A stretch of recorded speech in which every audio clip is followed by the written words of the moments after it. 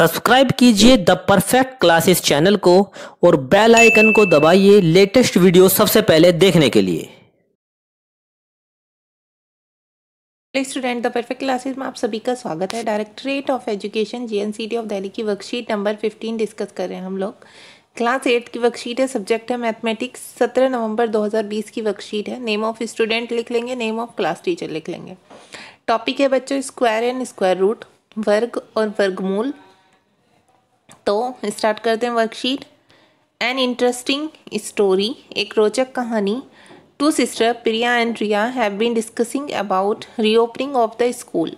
दो बहनें प्रिया और रिया, ठीक है, दो जुड़वा बहनें, ट्विन सिस्टर हैं, जुड़वा बहनें प्रिया और रिया अपने स्कूल के खुलने के बारे में चर्चा कर रही हैं। When our school reopens during the assembly session we will stand maintaining a distance of 6 feet from each other.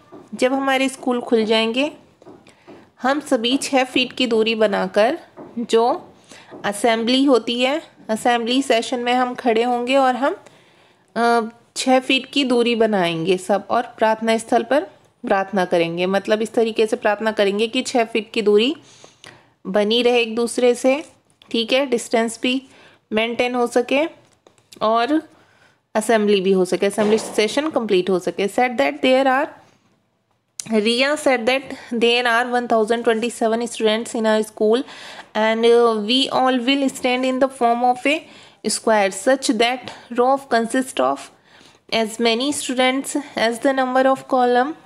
How beautiful it will look. तो रिया कहती है कि हमारे स्कूल में 1027 बच्चे हैं, ठीक है। टोटल स्टूडेंट्स जो है हमारे स्कूल में 1027 हैं और हम सभी वर्ग बनाकर खड़े हो जाएंगे। अर्थात क्या मतलब उसका कि एक पंक्ति में जितने बच्चे होंगे उतनी ही पंक्तियां बनाएंगे। कितना सुंदर लगेगा हमारे विद्यालय का जो मतलब ग्राउंड होगा वो कितना सुंदर लगेगा, ठीक है। अब देखिए इस तरीके से इधर एरो किया हुआ है, मतलब इस तरीके से बता रहे हैं कि total rows will be same as number of children in column 1, कि एक पंक्ति में जितने बच्चे होंगे कुल उतनी ही पंक्तियां बनेंगी, मतलब उतने ही बच्चे ऐसे ऐसे स्क्वायर में खड़े होंगे, जितने इधर उतने ही इधर, मतलब 4 इधर तो 4 इधर 4 इधर, और जितने बच्चे होंगे मतलब 1027 हैं तो उसके हिसाब से एक स्क्वायर बनना चाहिए जैसे कि इसमें बना हुआ है। अब आगे देखते हैं। Priya replied that 1027 children can't take the shape of square. Priya ने उत्तर दिया कि 1027 बच्चों का स्क्वायर नहीं बन सकता, मतलब ऐसे वर्गाकार आकृति नहीं बन सकती। Riya ask that how can you say. Riya कहती है कि तुम ये कैसे कह सकती हो। Do you know the method to find square root of the number 1027। Priya कहती है कि तुम कैसे कह सकती हो, क्या तुम्हें 1027 का वर्गमूल निकालना आता है। प्रिया रिप्लाइड, प्रिया ने उत्तर दिया that I know the method to find square of any number but don't know the method to find square root of any number, but I can say that 1027 children can't take the shape of square. तो वो कहती है प्रिया कि मैं जानती हूँ कि square, किसी संख्या का जो स्क्वायर होता है वो कैसे निकाला जाता है, ठीक है, स्क्वायर का मतलब वर्ग कैसे निकाला जाता है, बट डोंट नो, लेकिन मैं मेथड नहीं जानती कि किसी संख्या का स्क्वायर रूट कैसे निकाला जाता है, मतलब वर्गमूल कैसे निकाला जाता है, ठीक है। तो वो कहती है लेकिन हाँ मैं ये कह सकती हूँ कि 1027 बच्चों का स्क्वायर नहीं बन सकता, ठीक है बच्चों। तो वो कहती है कि मैं लेकिन ये जानती हूँ कि 1027 बच्चों का स्क्वायर नहीं बन सकता।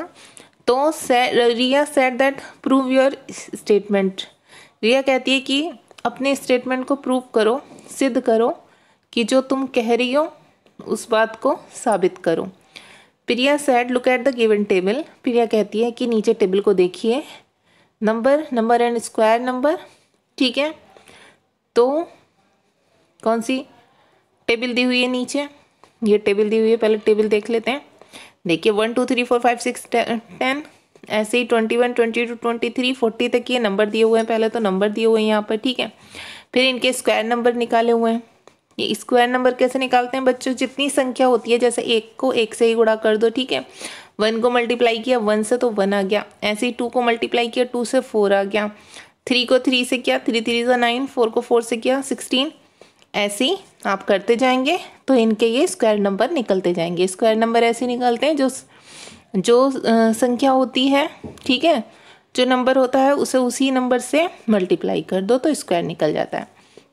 अच्छा, ये क्या है, यूनिट प्लेस नंबर है, स्क्वायर नंबर से लिए गए ये रहे। जैसे इसका है 1, ठीक है, यहाँ पर यूनिट प्लेस पर तो यहाँ 1 रख दिया। अब यहाँ 04 है तो यहाँ 4 रख दिया यूनिट प्लेस पर। यहाँ 16 है तो 6 रख दिया यूनिट प्लेस का, ठीक है। ये यूनिट प्लेस नंबर निकाले इनके, किसके निकाले, ये स्क्वायर नंबर के यूनिट प्लेस नंबर, ठीक है। अब देखिए यहाँ सेम आ रहे हैं, यहाँ भी तो यहाँ पर ये यूनिट प्लेस नंबर दिखा दिए गए। अब ये तो हो गए यूनिट प्लेस नंबर, ठीक है। अब यहाँ देख लेते हैं, यहाँ कुछ बताया जा रहा है। प्रिया कहती है डू यू ऑब्जर्व समथिंग, क्या तुमने कुछ ऑब्जर्व किया, ध्यान से देखा। रिया कहती है व्हाट, क्या।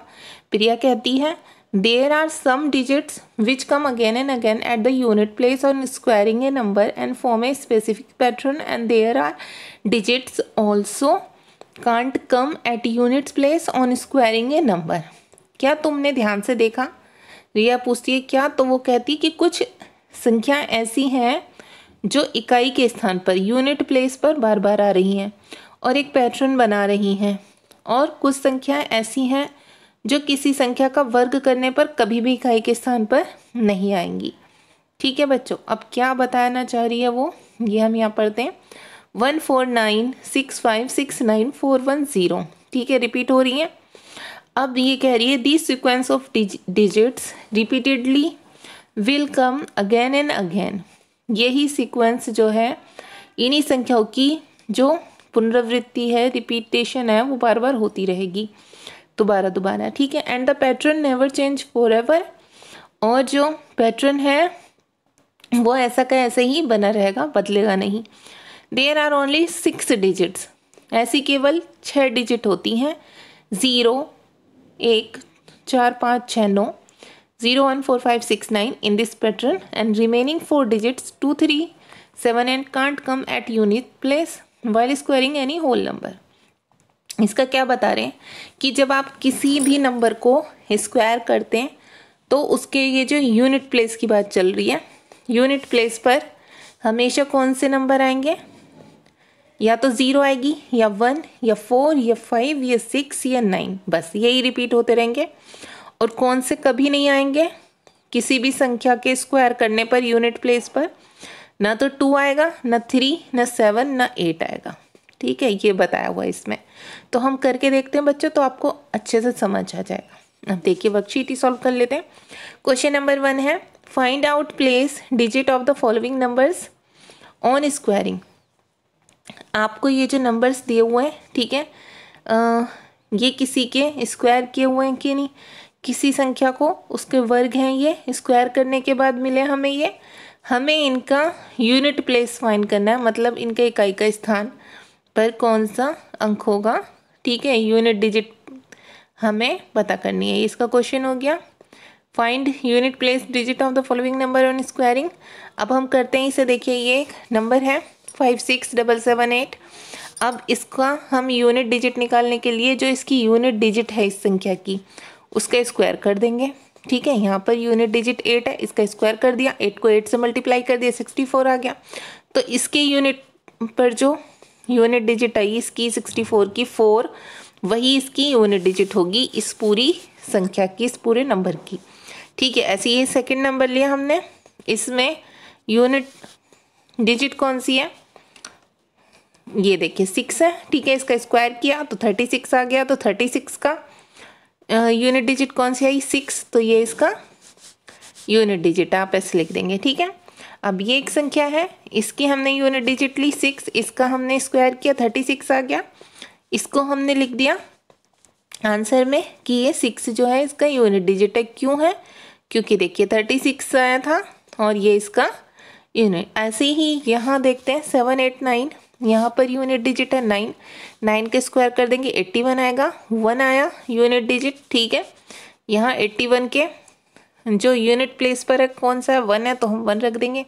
ऐसे ही यहाँ पर 8 है, 8 का स्क्वायर करेंगे 64 आ जाएगा। अब यहाँ यूनिट डिजिट कौन सा निकला, 4 आ गया, तो ये हम सॉल्व कर देंगे। अब क्वेश्चन नंबर 2 क्या है वर्कशीट में, tick from the following numbers which is not a perfect square.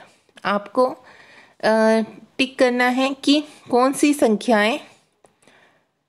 कौन सी संख्याएं इनमें से पूर्ण वर्ग नहीं हो सकती। तो अभी हमने पढ़ा था बच्चों कि जिसमें 2, 3, 7 और 8 आ जाए यूनिट प्लेस पर, यहाँ यूनिट जिसकी यूनिट डिजिट 3 हो, 7 हो और 4 हो, ठीक है, 8 हो, 2 हो, 3 हो, 7 हो और 8 हो, 4 नहीं, 4 तो आ सकती है, ठीक है।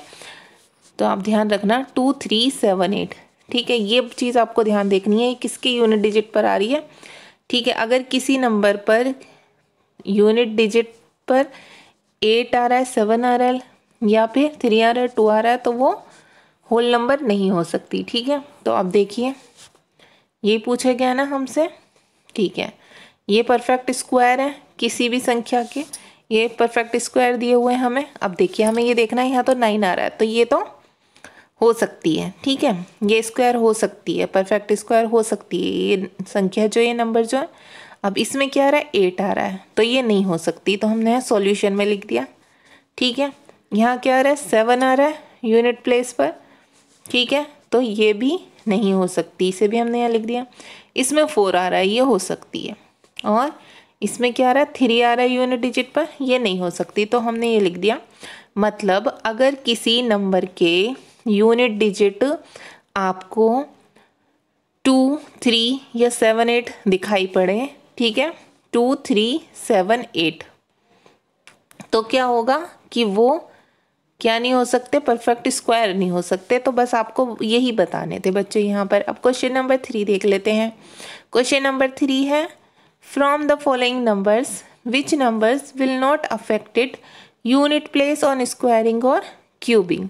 इसमें क्या बताना है, निम्नलिखित में से कौन कौन सी संख्याओं के वर्ग या घन करने पर संख्या के इकाई के स्थान पर कोई फर्क नहीं पड़ेगा। तो ठीक है, कोई फर्क नहीं पड़ेगा, ये तो हमें कैसे पता चलेगा, उसका हम स्क्वायर निकालें, ठीक है, और हम स्क्वायर रूट निकालें उसका, तभी हमें पता चल सकता है ना।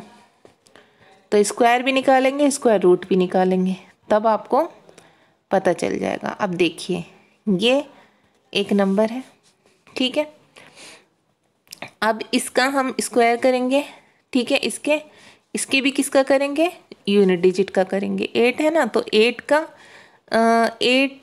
का हम स्क्वायर करेंगे 64 आ जाएगा। इसका यूनिट डिजिट कौन सा है, 4 आ गया। अब यहाँ 8 का स्क्वायर रूट निकालेंगे, तो 8 को 3 टाइम्स मल्टीप्लाई करेंगे, 8 इंटू 8 इंटू 8, ठीक है बच्चों, तो इतना आ गया, ठीक है, 512। तो इसका यूनिट डिजिट कितना हो गया, 2। तो ये तो इस पर तो फर्क पड़ेगा, ठीक है, क्योंकि ये तो अलग अलग आए। किस पर फर्क नहीं पड़ेगा हमें वो बताने, तो हम वो बाद में सॉल्यूशन में लिख देंगे, हम देखते जा रहे हैं पहले। अब ये नेक्स्ट है, इसमें भी 5 का हम स्क्वायर भी करेंगे, स्क्वायर रूट भी करेंगे, ठीक है, वर्ग भी निकाल लिया, घन भी निकाल लिया अगर हिंदी में बोले तो 5 को, ये 5 है, 5 की 2 टाइम्स मल्टीप्लाई की 25, इसका यूनिट डिजिट 5 आ गया। अब इसकी 3 टाइम्स मल्टीप्लाई की तो इसका भी क्या आ गया, 5 आ गया। तो मतलब इस पर कोई फर्क नहीं पड़ा, इसको हमने स्क्वायर किया, स्क्वायर रूट किया, इसका सेम निकल के आया यूनिट डिजिट, ठीक है। अब नेक्स्ट देखिए, नेक्स्ट में 1 है। अब देखिए 1 को आप कितने भी टाइम मल्टीप्लाई करते जाइए 1 ही आना है, तो इसके स्क्वायर करा तब भी 1 ही आया, स्क्वायर रूट किया तब भी 1 ही आया, तो इसकी यूनिट डिजिट क्या रही, 1 ही रही, ठीक है। तो इस पर भी कोई फर्क नहीं पड़ रहा, सेम है यूनिट डिजिट, चाहे इसका स्क्वायर करो चाहे आप स्क्वायर रूट करो। ऐसे ही ये नंबर है, इसमें यूनिट डिजिट का निकालेंगे, स्क्वायर भी स्क्वायर रूट भी। तो 7 के स्क्वायर करेंगे 49, इसका स्क्वायर रूट करेंगे 343, ठीक है। अब इसके यूनिट डिजिट पर क्या है, 9 है, ठीक है, और 343 के यूनिट डिजिट पर क्या है, 3 है, तो इस पर फर्क पड़ गया, सेम नहीं है, ठीक है। अब आगे देखते हैं। तो यहाँ पर देखिए 6 का स्क्वायर करेंगे, 6 का स्क्वायर रूट करेंगे, 6 की 6 से मल्टीप्लाई की 36 आ गया, 6 की 3 टाइम्स मल्टीप्लाई की 216 आ गया। इसके यूनिट डिजिट पर कौन सा आया? 6 आ गया। ठीक है, तो देखिए बच्चों किन पर फर्क नहीं पड़ेगा, वो देखिए इस पर नहीं पड़ा ना, जैसे हमने ये संख्या लिख दी, ऐसे ही ऊपर से हमें ये 2 संख्या और मिली है, मतलब इन 3 के हमने स्क्वायर और स्क्वायर रूट निकाले तो सेम आए, तो इन पर फर्क नहीं पड़ेगा। ये हम आंसर में लिख देंगे अपना। ठीक है, वर्कशीट में जो 3rd क्वेश्चन दिया हुआ है इसके आंसर में ये रहे। ठीक है, इनमें से फाइंड आउट करके लिखे हमने। तो बच्चे आपकी वर्कशीट सॉल्व हो गई। अगर आपको मेरी वीडियो पसंद आई है तो प्लीज़ मेरी वीडियो को लाइक कीजिए, शेयर कीजिए, हमारे चैनल को सब्सक्राइब कीजिए। Thanks for watching.